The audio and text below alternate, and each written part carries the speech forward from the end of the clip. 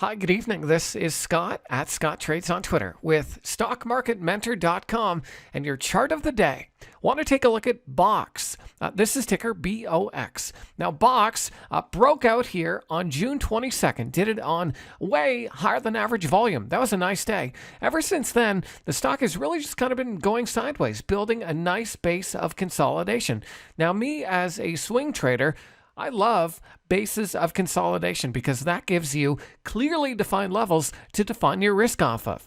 So here's what I want to see on BOX. Now that we have this base established, this nice sideways drift coming on decreasing volume, you can see how, the volume has really been dropping off. That is a sign of potential complacency in the stock, and I'm watching for a breakout on higher than average volume. Now that we have this sideways drift coming on decreasing volume, I want to see us pop above 2135 here on higher than average volume and continue this move to the upside.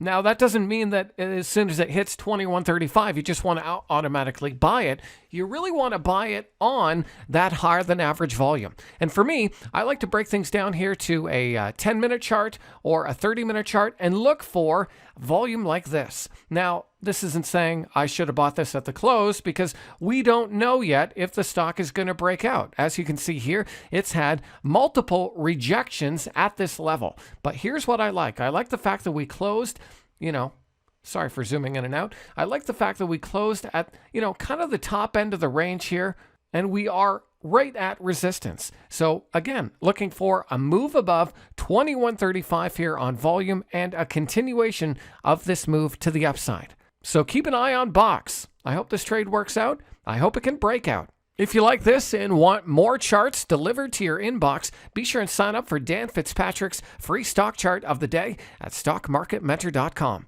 My name's Scott at Scott Trades on Twitter. We'll catch you next time.